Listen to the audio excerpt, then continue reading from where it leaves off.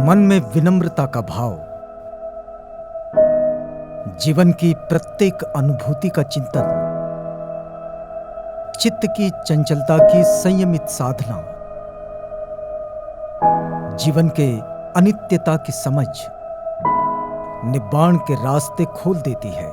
आज की बात कार्यक्रम में आपका स्वागत है। और आज की बात में आप लोग जानते हैं कि हम लोग तथागत बुद्ध के वचनों को इस समय समझ रहे हैं और तथागत बुद्ध ने जो सुवचन कहे हैं उन सुवचनों को इस समय हम लोग अपने पक्ष में अपने मार्गदर्शन के लिए समझने का ये प्रयास कर रहे हैं।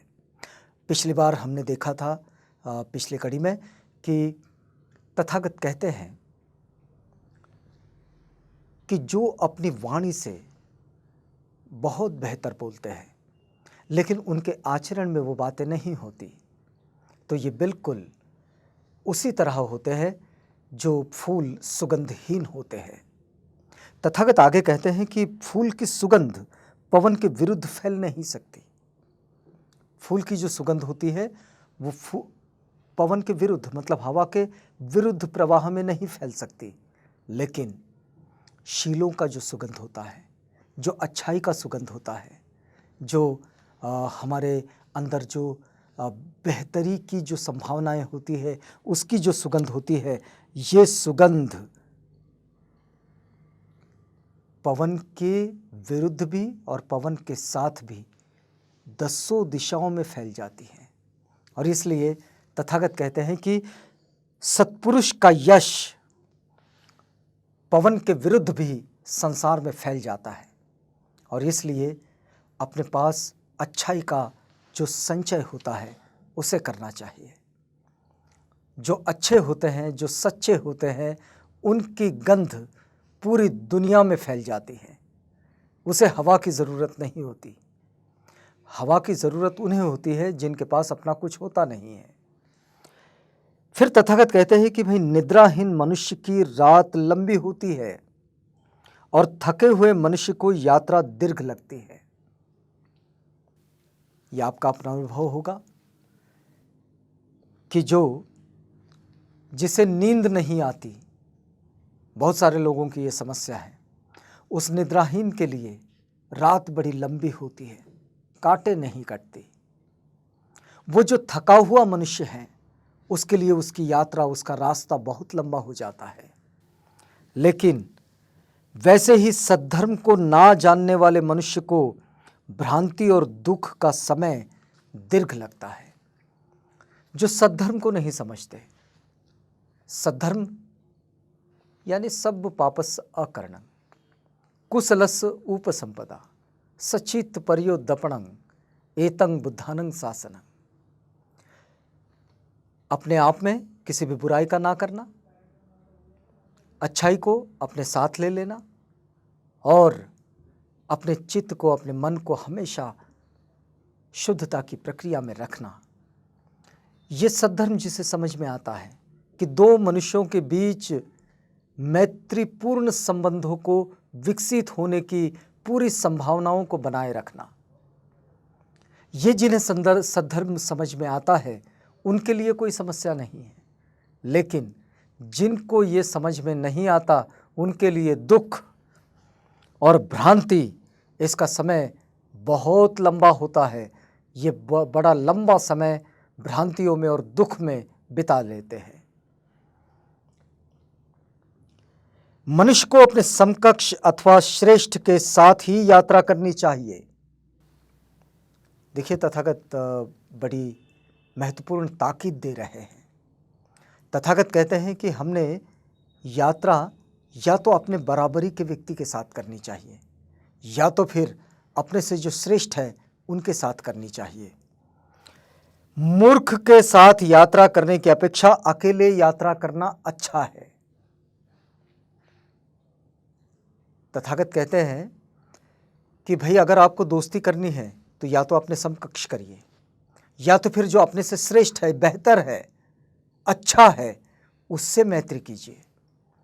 लेकिन मूर्ख से मैत्री करने से बेहतर है, मूर्खों के साथ मैत्री करने से बेहतर है कि हम अकेले ही रहे।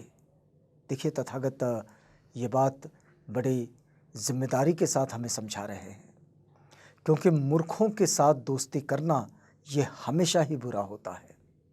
वहाँ फंसने की बहुत ज़्यादा संभावनाएं होती है, और इसलिए तथागत इस बात को हमें सिखाते हैं, समझाते हैं।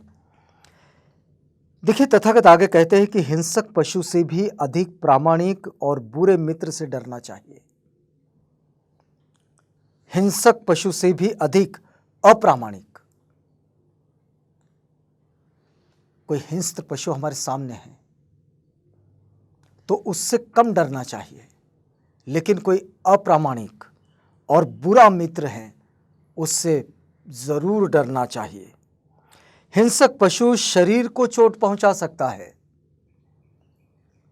हिंस्र पशु अगर कोई है, हिंसक पशु अगर कोई है तो वो हमें शरीर को चोट पहुंचा सकता है, लेकिन बुरा मित्र मन को चोट पहुंचाता है।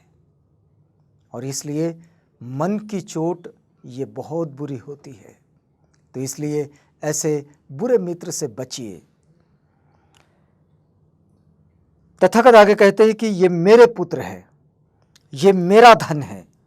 यही सोच सोच कर मूर्ख मनुष्य दुखी होता रहता है, क्योंकि दुनिया में मेरा तो कुछ होता ही नहीं है। सब कुछ होता है, सब अपना अपना। मेरा नाम की कोई चीज़ नहीं है। बस ये संसार है, यहाँ हम लोग आते हैं, यहाँ से जाते हैं। तो ये जो मेरा वाली जो चीज़ है, ये सोच सोच कर मूर्ख मनुष्य हमेशा दुखी होता है। जब अपना आप ही अपना नहीं तो फिर पुत्र और धन अपने कैसे हो सकते हैं?